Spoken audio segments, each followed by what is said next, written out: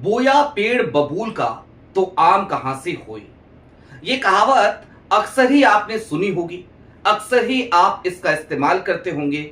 और आज की तारीख में ये कहावत पूरी तरीके से अरविंद केजरीवाल पर, आम आदमी पार्टी पर फिट बैठती हुई नजर आ रही है।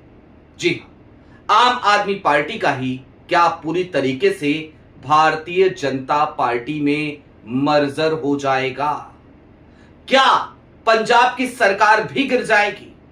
और क्या, जो सबसे बड़ा सवाल आज मैं उठा रहा हूं, सिंघवी साहब, अभिषेक मनु सिंघवी, जो लगातार अरविंद केजरीवाल के लिए, मनीष सिसोदिया के लिए लड़ते रहे, क्या उन्होंने आज आम आदमी पार्टी का साथ छोड़ दिया है? और इसके बाद केजरीवाल को भागना पड़ा देश के एक दूसरे मशहूर वकील, फिलवक्त समाजवादी पार्टी के कोटे से राज्यसभा सांसद कपिल सिब्बल के पास। सारी बातें जरा विस्तार से करेंगे और समझने की कोशिश करेंगे कि आपका पाप का घड़ा क्या भर चुका है। नमस्कार, मैं स्वप्निल और आप मुद्दा देख रहे हैं। दोस्तों, आगे बढ़ें उससे पहले वही छोटी सी अपील। मुद्दा इन दिनों एक गंभीर आर्थिक संकट से गुजर रहा है। एक तरफ हमारे मेन बैंक अकाउंट्स बीते लंबे समय से फ्रीज चल रहे हैं, तो दूसरी तरफ हमारे 2.5 साल पुराने चैनल को हमसे लंबे समय तक छीन कर भी रखा गया था। ऐसे में डे टू डे ऑपरेशंस में मुद्दा को काफी मुश्किलों का सामना करना पड़ता है। लिहाजा आपसे गुजारिश है, यदि आप चाहें तो स्क्रीन पर दिख रहे क्यूआर कोड या फिर के नीचे दिख रहे यूपीआई नंबर्स के जरिए मुद्दा की छोटी छोटी मदद जरूर कीजिएगा, ताकि हमारी बेबाकी यूं ही बरकरार रहे। अब आगे बढ़ते हैं और जरा सिलसिलेवार तरीके से हर एक बात को समझने की कोशिश करते हैं, क्योंकि आज के इस वीडियो में कई अहम पहलू हैं जिनको समझना, जिनका एनालिसिस करना बड़ा जरूरी है। सबसे पहला पहलू तो वही कि बोया पेड़ बबूल का तो आम कहां से होए। अरविंद केजरीवाल की राजनीति की शुरुआत ही जब तमाम नेताओं के ऊपर भ्रष्टाचार के आरोप लगाकर, कांग्रेस की छवि को धूमिल करके, डॉक्टर साहब की सरकार की छवि को धूमिल करके, खुद को सत्ता की मलाई तक पहुंचाने से हुई थी, तो भला अरविंद केजरीवाल के लिए भला कैसे होता? थोड़ा वक्त लगा, लेकिन धीरे धीरे अब अरविंद केजरीवाल की राजनीति, अरविंद केजरीवाल की सियासत वो रसातल में जाती हुई सबको नजर आ रही है। इसमें किसी को कोई दो राय नहीं रखनी चाहिए। अब आज की तारीख में संजय सिंह ने एक प्रेस कॉन्फ्रेंस करी और एक ऐलान किया। उन्होंने कहा कि दरअसल उन्होंने उपराष्ट्रपति को एक पिटीशन भेज दिया है, संविधान की 10वीं अनुसूची का हवाला देते हुए कपिल सिब्बल साहब से सलाह लेकर के कि 7 सांसदों की, राघव चड्ढा समेत जो बाकी के और 6 सांसद हैं, उन सभी की सांसदी को रद्द कर दिया जाए। लेकिन क्या संजय सिंह के पिटीशन भेजने मात्र से यह हो जाएगा? संजय सिंह ने एक बात और कही। उन्होंने कहा कि अगर इस पिटीशन पर जल्द से जल्द सुनवाई नहीं होती है और अगर इनकी सांसदी रद्द नहीं की जाती है, तो हम कानून की तरफ बढ़ेंगे, हम अदालतों का दरवाजा खटखटाएंगे। ठीक बात है, लेकिन दूसरी तरफ जो इंटरनल सोर्सेज हैं वो कुछ और स्थितियों का खुलासा कर रहे हैं। संजय सिंह ने आज अपनी प्रेस वार्ता में उन तमाम तथ्यों को सिरे से खारिज किया, कहा कि र्यूमर्स उड़ाए जा रहे हैं, अफवाहें हैं। लेकिन क्या वाकई में अफवाह है? क्या भारतीय जनता पार्टी जिस तरीके से काम करती है, जिस तरीके से ऑपरेशन लोटस वो चलाती रही है, उसके बाद भी क्या इसे अफवाह करार दिया जाना चाहिए? आज की तारीख में अरविंद केजरीवाल की अपनी महत्वाकांक्षाओं की वजह से आम आदमी पार्टी जिस तरीके से गर्त में जा रही है, जरा उसको अब खुल करके समझ लीजिए, फिर अभिषेक मनु सिंघवी साहब वाले चैप्टर पे भी हम आएंगे। दरअसल अरविंद केजरीवाल जब तक दिल्ली के मुख्यमंत्री थे तब तक दिल्ली के मुख्यमंत्री थे। जब दिल्ली के मुख्यमंत्री नहीं रहे, बंगला छिन गया, सब कुछ चला गया, तो फिर पंजाब सरकार का पूरी तरीके से दोहन करने पर उतारू हो गए। वही अरविंद केजरीवाल जो आए थे उस नीली वैगनार में, जो कस्में खाया करते थे कि बड़ा बंगला नहीं लूंगा, बड़ी गाड़ियां नहीं लूंगा, सिक्योरिटीज नहीं चाहिए, वो अरविंद केजरीवाल देखते देखते एक लग्जरी जिंदगी जीने लगे थे। अरविंद केजरीवाल पंजाब सरकार के खर्चे पर चार्टर्ड प्लेन्स का इस्तेमाल करते हुए आम आदमी पार्टी के प्रचार और प्रसार के लिए गुजरात का दौरा करने लगे थे। गुजरात का दौरा क्यों कर रहे थे? वहां पर जाकर क्या भारतीय जनता पार्टी को नुकसान पहुंचाते? नहीं, कांग्रेस को। अरविंद केजरीवाल की अब तक की राजनीति सिर्फ और सिर्फ कांग्रेस पर ही कुठाराघात करने वाली राजनीति रही है। और इन सब के बीच पंजाब के तमाम विधायकों में जो असंतोष है, जरा उस कड़ी को खोल लीजिए ताकि आप समझ पाएं कि राघव चड्ढा की सांसदी पर खतरा कम मंडरा रहा है, बल्कि खतरा तो अब आम आदमी पार्टी पर, अरविंद केजरीवाल पर और आम आदमी पार्टी की पंजाब सरकार पर भी मंडराने लगा है। दरअसल राज्यसभा में तो 2/3 से ज्यादा सांसद अरविंद केजरीवाल की पार्टी का साथ छोड़कर भारतीय जनता पार्टी में पार्टी के संसदीय दल का विलय करने की बात कर चुके हैं। इस बात का ऐलान हो चुका है, लेकिन ऐसा वहां पर सिर्फ और सिर्फ इन 7 सांसदों के कहने मात्र से नहीं हो जाएगा। यानी कि यहां पर भी कुछ उसी तरीके का खेल करना पड़ेगा जिस तरीके का खेल एक समय पर महाराष्ट्र में शिवसेना के साथ एकनाथ शिंदे ने किया था और जिसके बाद एकनाथ शिंदे की शिवसेना को ही ओरिजिनल शिवसेना करार दे दिया चुनाव आयोग ने, स्पीकर ने। मामला अभी हालांकि सुप्रीम कोर्ट में है, लेकिन वो लंबी लड़ाई उस पर चल रही है, अभी चलती रहेगी। अभी तो जो ओरिजिनल शिवसेना है वो एकनाथ शिंदे वाली ही मानी जाती है। जो चुनाव चिन्ह था वो चुनाव चिन्ह आज एकनाथ शिंदे के पास ही है, धनुष बाण का। अब वही हाल आम आदमी पार्टी का होने का खतरा इसलिए मंडरा रहा है क्योंकि राघव चड्ढा आम आदमी पार्टी की पंजाब इकाई में महत्वपूर्ण भूमिकाएं निभा चुके हैं। सिर्फ महत्वपूर्ण भूमिकाएं नहीं निभाई हैं राघव चड्ढा ने टिकट बंटवारा तक किया है।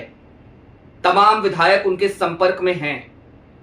63 विधायकों की जरूरत है, 50 से ज्यादा तो वैसे ही उनके अपने विधायक हैं।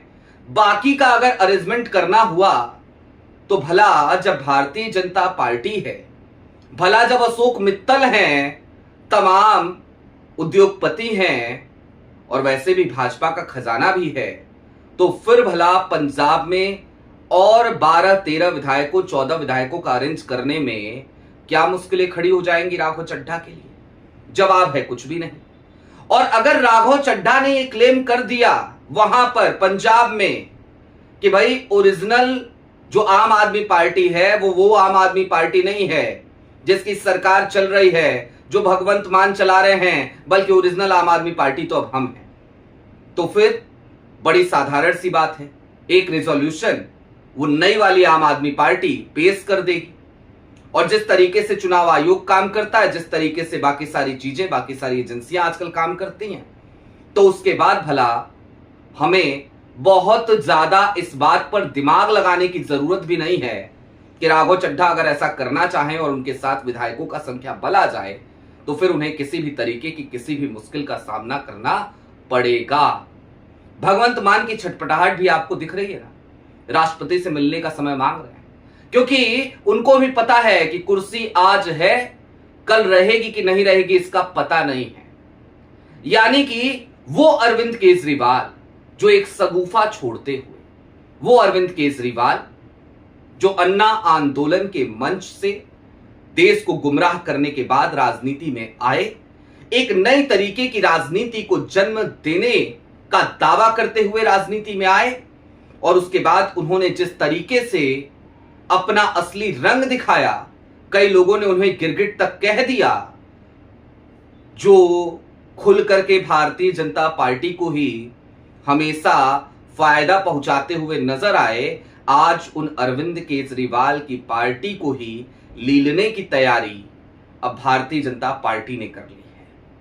अब लिखते रहिए आप चिट्ठियां, खटखटाते रहिए अदालतों का दरवाजा, लेकिन हां, वो कहते हैं ना कि जब पाप का घड़ा भर जाता है तो फूटता जरूर है, और आज की तारीख में आम आदमी पार्टी के साथ वही हो रहा है।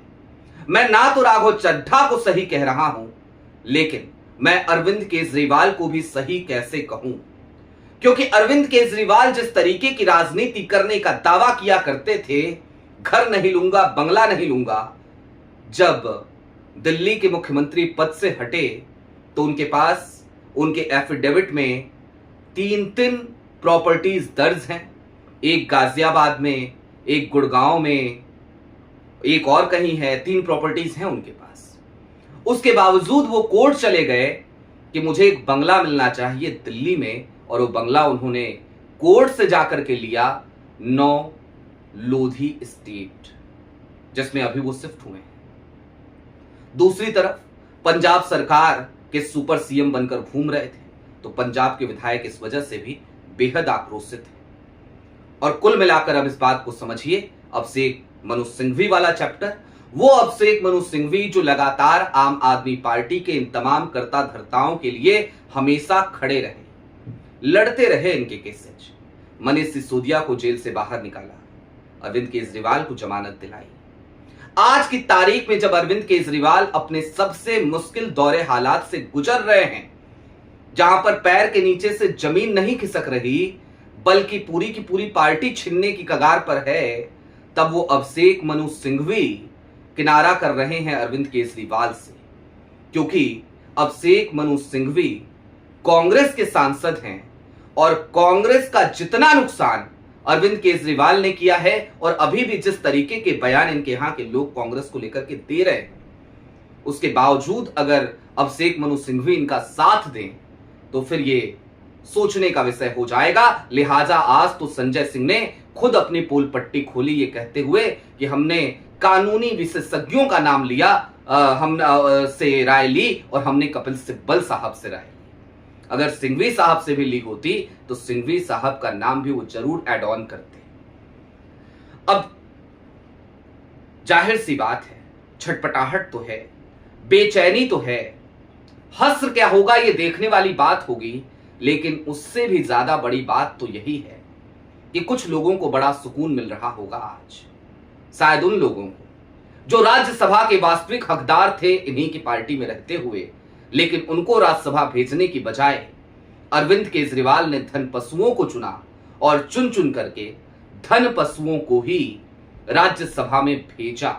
लेकिन हां, चलते चलते एक आखिरी बात और जोड़ दूं, इस पूरे खेल के मास्टरमाइंड किसी को राघव चड्ढा लग रहे हों तो राघव चड्ढा इस खेल के मास्टरमाइंड नहीं है। उनका नेटवर्क जरूर है, उनकी पॉपुलैरिटी जरूर है, लेकिन असली झटका जो आम आदमी पार्टी को लगा है, वो लगा है एक नाम से, वो नाम है संदीप पाठक का। वही संदीप पाठक जो जनरल सेक्रेटरी ऑर्गेनाइजेशन थे, उसके बावजूद उनको लगातार हाशिए पर डालने का काम अरविंद केजरीवाल और उनकी टीम कर रही थी, उनके आसपास के लोग कर रहे थे, क्योंकि संदीप पाठक जैसे प्रतिभावान लोगों को भला केजरीवाल कहां तक बर्दाश्त करते हैं। हां, लेकिन संदीप पाठक ने जो किया वो भी गलत है, राघव चड्ढा ने जो किया वो भी गलत है। ये वही लोग हैं जो दावा किया करते थे कि ये सांप्रदायिकता की राजनीति के खिलाफ लड़ाई लड़ेंगे। ये वही लोग हैं जो लोकतंत्र को बचाने की बात किया करते थे। ये वही लोग हैं जो संविधान की कस्में खाते हुए कहा करते थे कि भारतीय जनता पार्टी संविधान का भक्षण कर रही है।